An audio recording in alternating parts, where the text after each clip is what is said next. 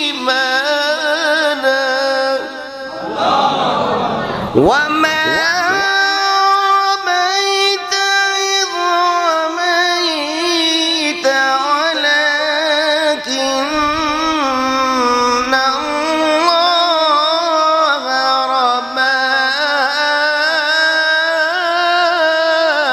ইবনুল মুবারকের বন্ধু বলতে লাগলো, তোমার স্বামী এমন কোন আমল, গোপন কিছু এমন আমল আসেনি যে আমলের কারণে আল্লাহ খুশি হইয়া ইবনুল মুবারকের থেকে দামি জান্নাত আল্লাহ তারা দান করছে? কি এমন আমল করত?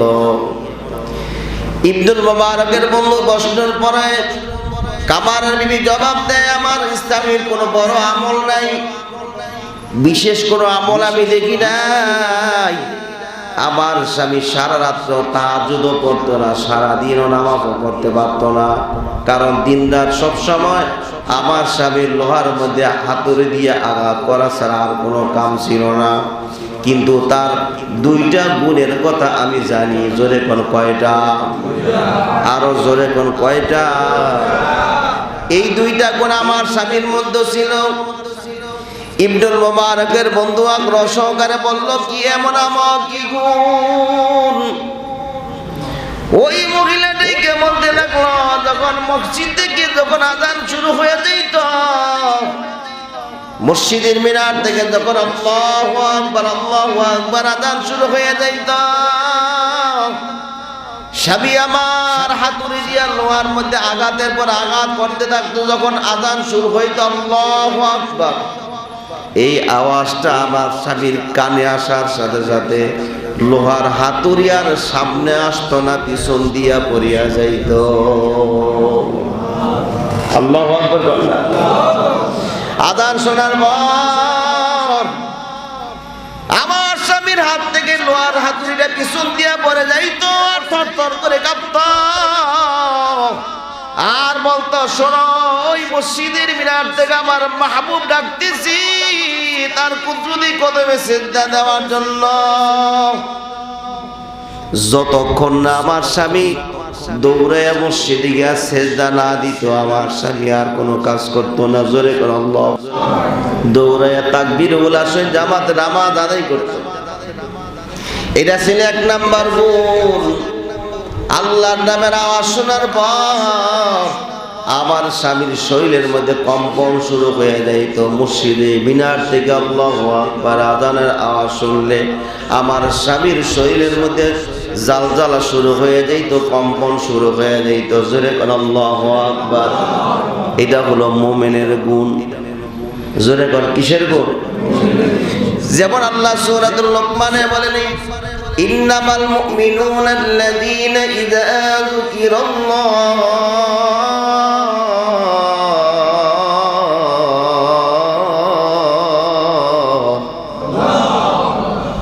وجلت قلوبهم وإذا تليت عليهم آياته زادتهم إيمانا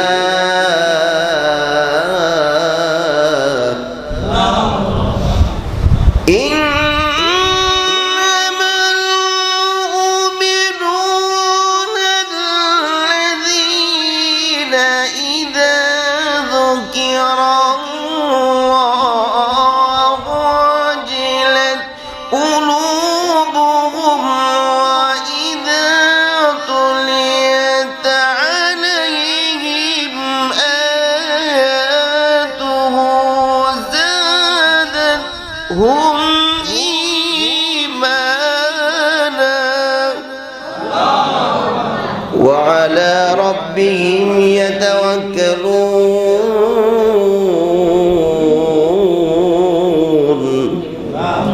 আল্লাহ তাআলা নিশ্চয় ঈমানদার যারা, তাদের কর্ণকুহরে কানে যখন আমার নামের আওয়াজ পৌঁছে যায়, তাদের শরীরের মধ্যে অন্তরের মধ্যে জালজালা শুরু হয়ে যায়, কম্পন শুরু হয়ে যায়। কোরআন তিলাওয়াত শুনলে তাদের ঈমানি পাওয়ার গুলো বাড়তে থাকে। সুবহানাল্লাহ। কে বলছে? জোরে কোন কে বললো? আল্লাহ বল, নিশ্চয়ই ঈমানদারদের কানে যখন আমার নামের আওয়াজ শুনে যায়, তখন তাদের অন্তরের মধ্যে প্রকম্পিত হয়, শরীরের মধ্যে জ্বালা শুরু হয় যতক্ষণ না মসজিদে গিয়ে আল্লাহর কুদরতের কদমে সিজদা না দেওয়া পর্যন্ত তাদের শরীরের মধ্যে যন্ত্রণা বন্ধ হয় না, ঠিক কিনা জোরে কন। এই জন্য দেখবেন কিছু এমন পাগল আছে আজানের আওয়াজ শুনলে ঘরে থাকতে পারে না, মসজিদে দৌড়ায় যায়, আছে না নাই?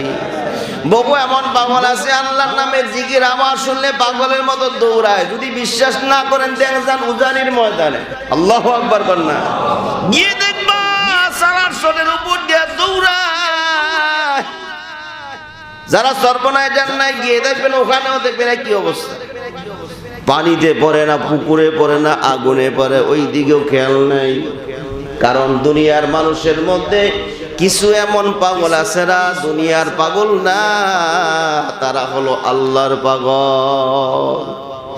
ঠিক বলি নাই? ওরা আবার দেবেন যে হুজুরের দালালি মনে করে, সর্বনার হুজুর আসলে কি দালালি করার লেগে বলছি? যেটা দেখছি ওটাই তো বললাম। আমাদের অঞ্চলে নাই, এই মহল্লাতে নাই। যদি নাই হলো আজান শোনার পর আপনারা কি জন্য মসজিদে আসছেন কোন বুঝান? আপনার ভিতরে ঈমানের মুমিন হওয়ার লক্ষণ রয়েছে, কারণ আজান শোনার পর আপনি ঘরে থাকতে পারেন নাই।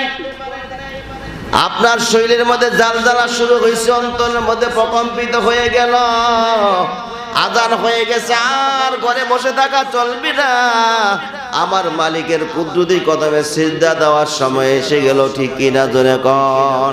এই জন্য কাজকর্ম ফেলে দিয়ে দৌড়ে মসজিদে চলে আসলে এটা হলো ইমানদারের লক্ষণ। জোরে কোন আল্লাহু আকবার।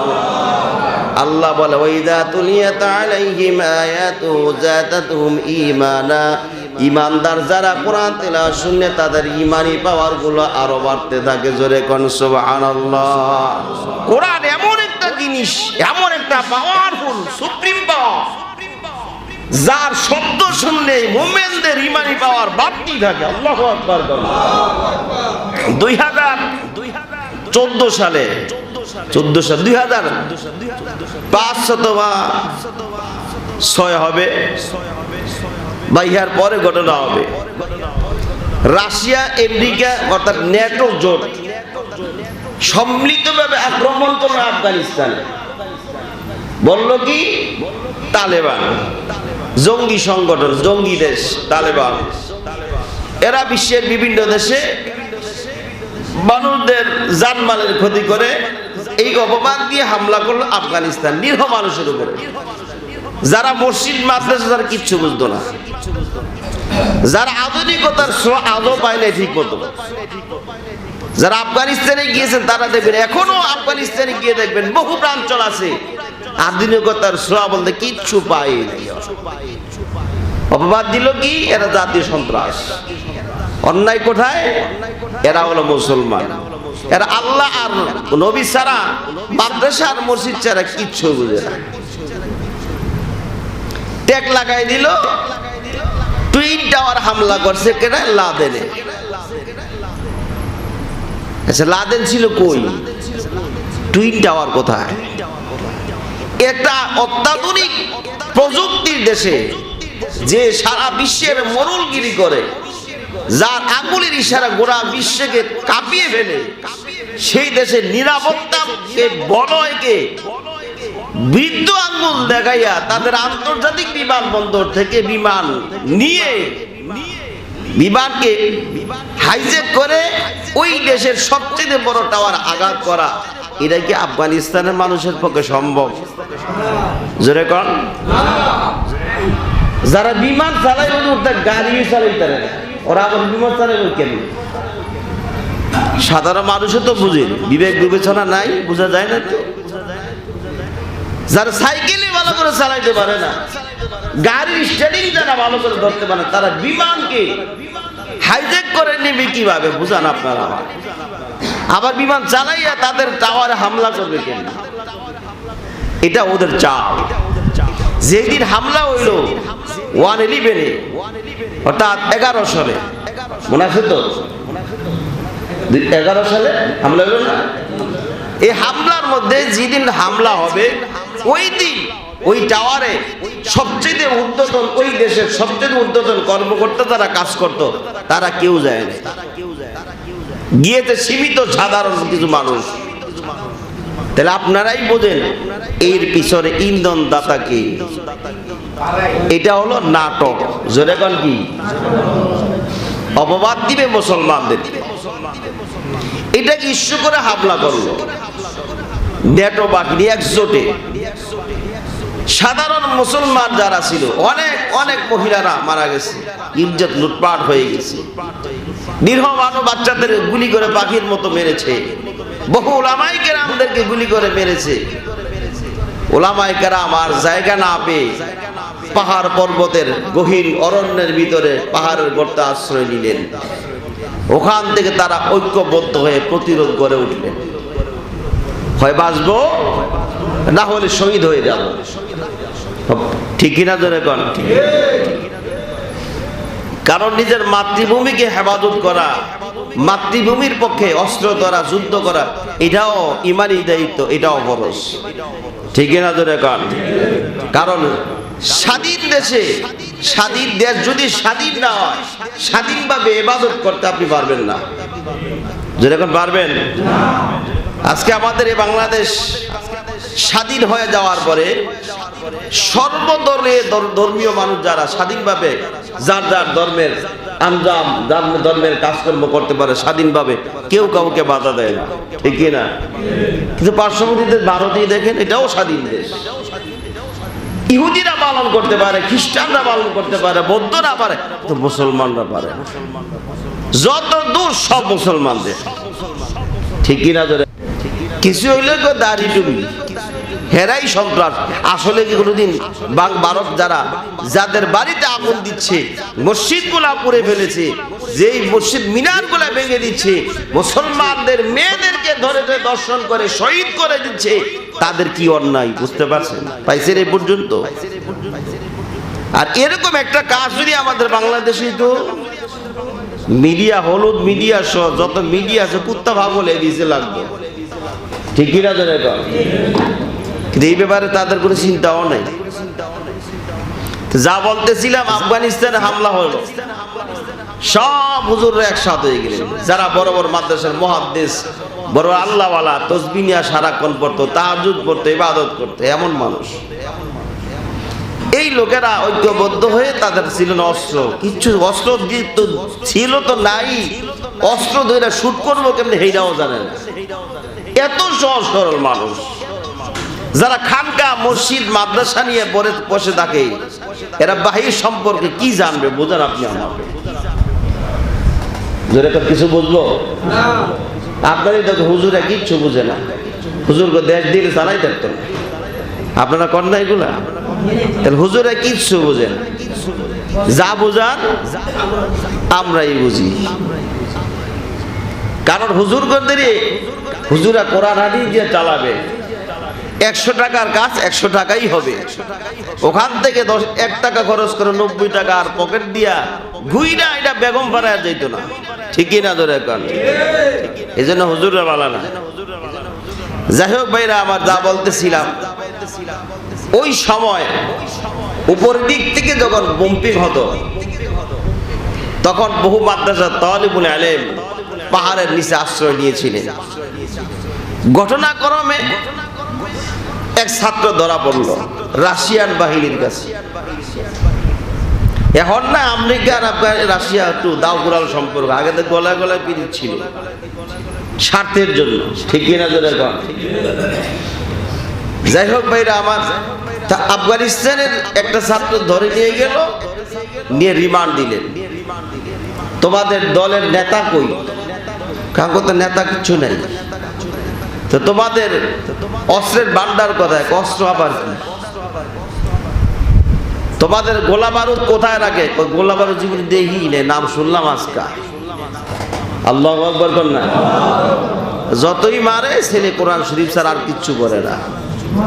তো বললো যে আমরা উপরের দিক থেকে যখন বিমান থেকে বোমাগুলা নিক্ষেপ করি, এত বিশাল বিশাল বোম, 1 টনের কাছাকাছি, এমন বিশাল বিশাল বোমাগুলা 2-1টা পড়লেও বাকি কিছুগুলি সবুজ পাগড়ি পরা, সবুজ জুব্বা পরা এমন মানুষগুলা বোমেরে ধরে ধরে তাদের জুব্বার ভিতরে ঢুকায় বলা, এইগুলা কারা?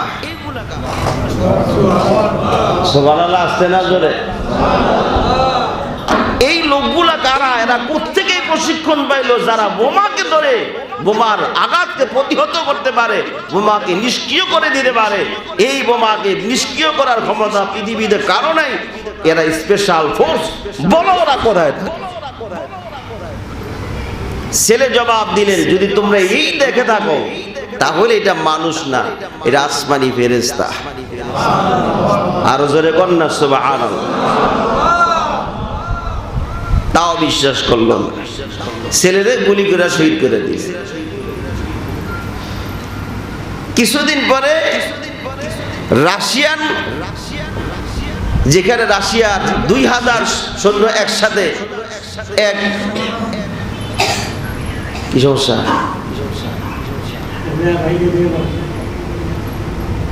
রাশিয়ার 2000 সোলজার, কমান্ডো বাহিনী 2000 ডিফেন্সি একসাথে ছিল এক ডাকে। তাদের ব্যাংকার, তাদের রসদ, তাদের অস্ত্র, তাদের গোলা বারুদ, তাদের বিমান, তাদের হেলিকপ্টার, তাদের মিসাইল, তাদের যত সরঞ্জাম সব একসাথে বিরাট এলাকা দখল করে বসে আছে। কারেন্ট ছিল না, কারণ সব কারেন্টগুলো বন্ধ করে দেওয়া হয়েছিল। শুরু তারা যেখানে বসবাস করতো ওখানেই তারা কারেন্ট জ্বালাইতো। তো ঘটনাক্রমে এক ছাত্র সন্ধ্যার পরে পাহাড়ি অঞ্চল মাদ্রাসা থেকে বের হয়ে বাসার উদ্দেশ্যে রওনা করছে মাগরিবের পর।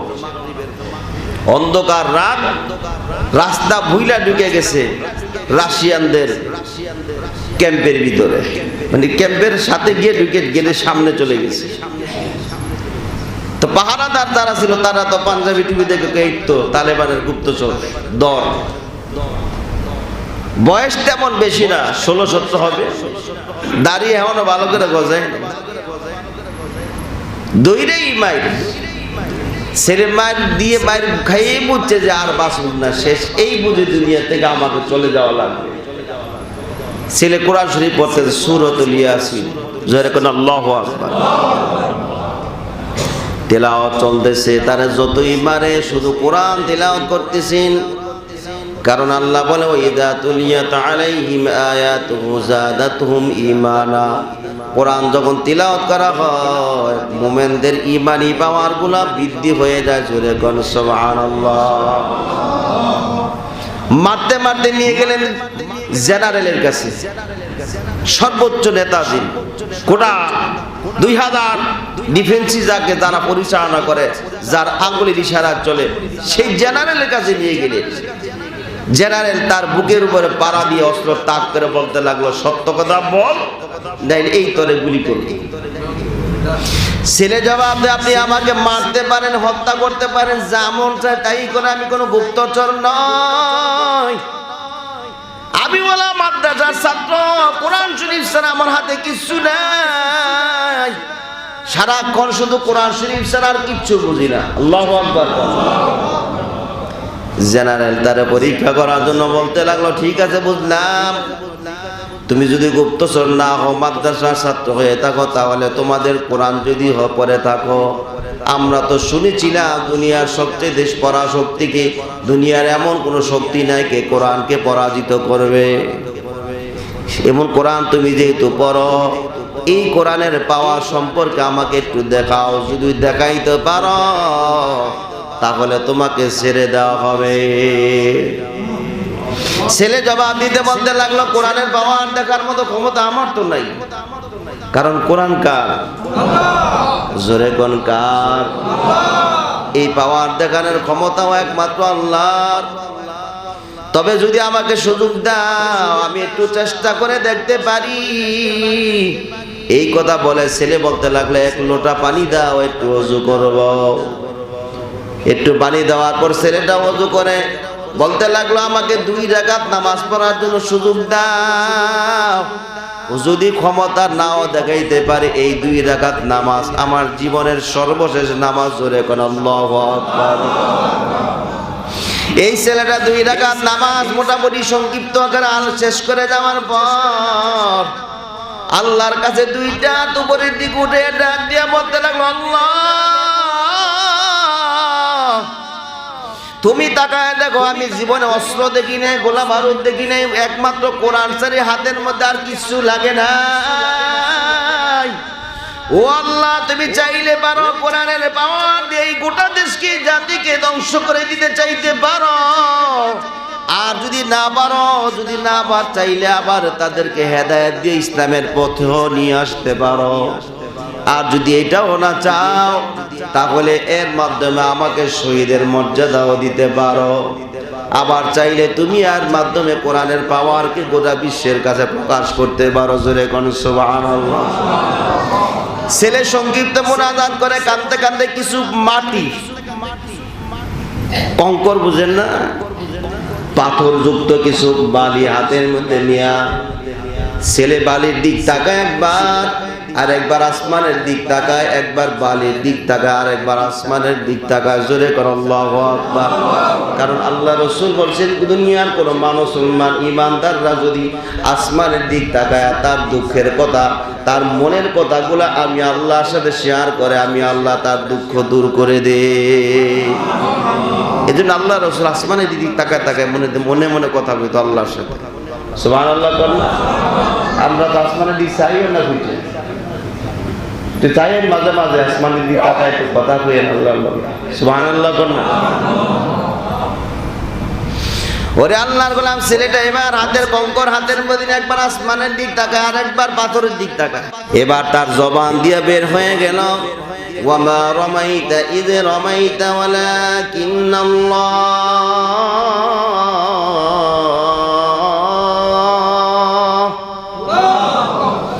ওয়ামা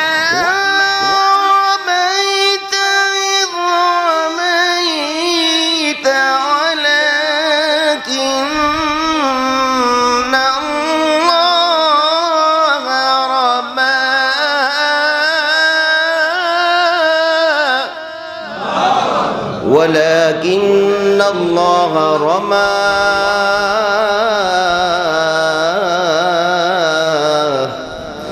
আল্লাহর গোলাম ছেলেটাই আয়াত পরে যখন এই দুলাবালির মধ্যে ফুঁক দিলেন, সাথে সাথে এই দুলাবালিগুলা বোমের আঘাতের মতো, বারুদের গোলার মতো, ট্যাঙ্কার ব্যাংকার যত কিছু গোলা বারুদ আছে তাদের সব জায়গায় সরে ছিটে গিয়া পড়লো। সাথে সাথে সব কিছুর মধ্যে আগুন ধরে গেল, ট্যাঙ্কারের মধ্যে আগুন ধরে গেল, গোলা বারুদের গোডাউনে আগুন ধরে গেল। ভয়ঙ্কর বিস্ফোরিত হয়ে যাওয়ার পর 2000 সোলজার অনেকে আহত হয়ে যায়। ডিফেন্সের সেনা কমান্ডার জেনারেল সহ যারা ছিল সবাই সিজদায় পড়ে গেল। এই ছেলের হাতে ধরে 2000 যুবক, 2000 ইরাশিয়ান সৈন্য কালমা পরে মুসলমান হয়ে গেল। জোরে কোন সুবহানাল্লাহ।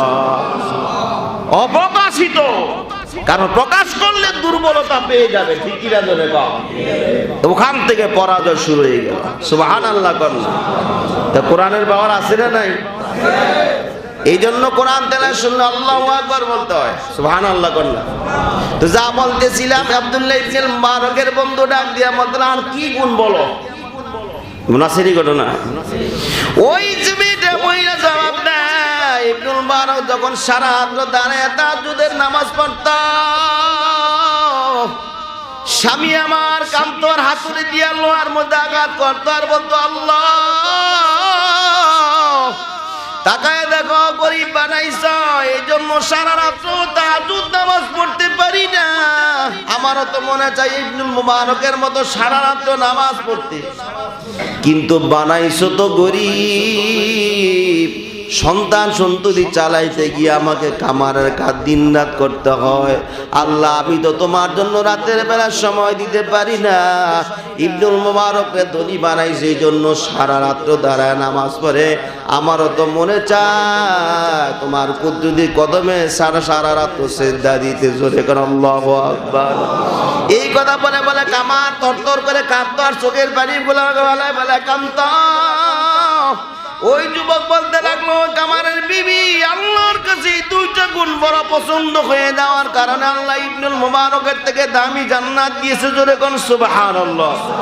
قال رسول الله صلى الله عليه وسلم আকলি দীনকা ইয়াকফিকা العمل القليل। তোমার ঈমানকে খাঁটি করার জন্য এবং নাজাত পাওয়ার জন্য এই অল্প বিশুদ্ধ আমল নাজাতের জন্য যথেষ্ট। জোরে কোন সুবহানাল্লাহ। এই জন্য যত ইবাদত করব, নামাজ পড়ব, রোজা রাখব, যাকাত দিব, হজ করব, দান করব, সব কার জন্য? একলাদের সাথে হওয়া যায়, আন্তরিকতার সাথে, দুনিয়ার মানুষকে দেখানোর জন্য না, মারহাবা নেওয়ার জন্য দান করব না, ডান হাতে দিব বাম হাতেও জানবো না, ঠিক কিনা জোরে কর। কিন্তু আমরা দুনিয়ার মানুষকে দেখানোর জন্য মুখে 10 লাখ দিছে, ঠিক কিনা জোরে কর। লোভ দেখানো ইবাদত মুশরিক হয়ে যায়। এই জন্য বলবো আজ থেকে ওয়াদা করেন, যত ইবাদত করব সব কার জন্য হবে? রোজা রাখবো কার জন্য? যাকাত দিবেন কার জন্য? নামাজ পড়বেন কার জন্য? রোজা রাখবেন কার জন্য? হজ করবেন কার জন্য? না না, দুনিয়ার মানুষকে হাজি সাহেব সার্টিফিকেট নেওয়ার জন্য হজ করে, ঠিক কিনা ধরে কর। হজ করে আইছি, হাজি সাহেব না করলে রাগ হয়ে যায়, ঠিক কিনা ধরে কর।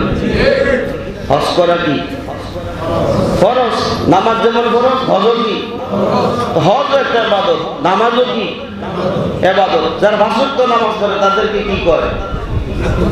কথা কয় না, কি কয়? মুসল্লি বলে, মুসল্লি বলে। তাই আচ্ছা, হজ করলে, হজ করে এটা ইবাদত, নামাজ পড়ে এটা ইবাদত। হজ করে তার নাম আলহাজ সার্টিফিকেট দিতে হয়, হাজি সাহেবকে ডাক দিতে হয়। তো 5 ওয়াক্ত নামাজ পড়ে তারাও তো মুসল্লি। কোনোদিন তো দেখলাম না নামের শুরুতে অমুক মুসল্লি, নামাজের নামের আগে পিছে কোনো মুসল্লি লাগাইতে দেখছেন আপনারা? তাহলে কি লিগে হাজি সাহেব আপনি হজ করে আসার পর আপনার নামের শুরুটা হাজি আল্লাহ লাগাইতে কি লিগে, কি জন্য লাগাতে হবে? তাইলে বুঝতে হবে যে আপনার নিয়তে বেজাল, ঠিক কিনা ধরে কন। আপনি মানুষকে দেখানোর জন্য হজ করছেন, এই জন্য হাজি সাহেব কইলে আপনি খুশি হন, আপনার হাজি সাহেব না করলে আপনি রাগ হন, আলহাজ না লাগাইলে আপনি মনে কষ্ট পান, ঠিক কিনা ধরে কন। এই জন্য আল্লাহ আগেই জানাই দিয়েছেন, কুল ইন্না সলাতি ওয়া নুসুকি ওয়া মাহইয়ায়া ওয়া মামাতি লিল্লাহ।